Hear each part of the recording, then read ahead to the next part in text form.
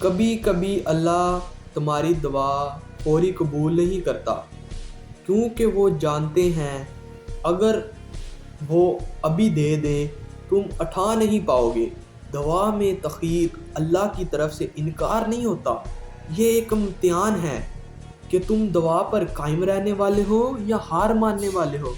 صبر کا مطلب صرف انتظار کرنا نہیں ہے، صبر کا مطلب ہے اللہ کی تاخیر پر اعتماد رکھنا، یہ یقین کہ جس رب نے دیر کی ہے وقت کے ساتھ دے گا، اور اتنا دے گا کہ تم سوچ بھی نہیں سکتے۔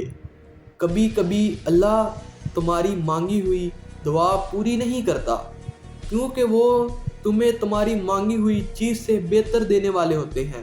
تم فکر چھوڑ دو، تمہاری ٹوٹی دعاؤں کو بھی وہ سن کر بہتر طریقے سے جوڑتا ہے۔ اللہ تعالیٰ فرماتے ہیں بے شک صبر کرنے والوں کو ان کا اجزا بے حساب دیا جائے گا۔ دعا چھوڑ دینا قسمت بدلنے کا حال نہیں ہے، صبر اور یقین کے ساتھ مانگتے رہو، جو تمہارے لیے لکھ دیا گیا ہے وہ تم سے کوئی چھین نہیں سکتا۔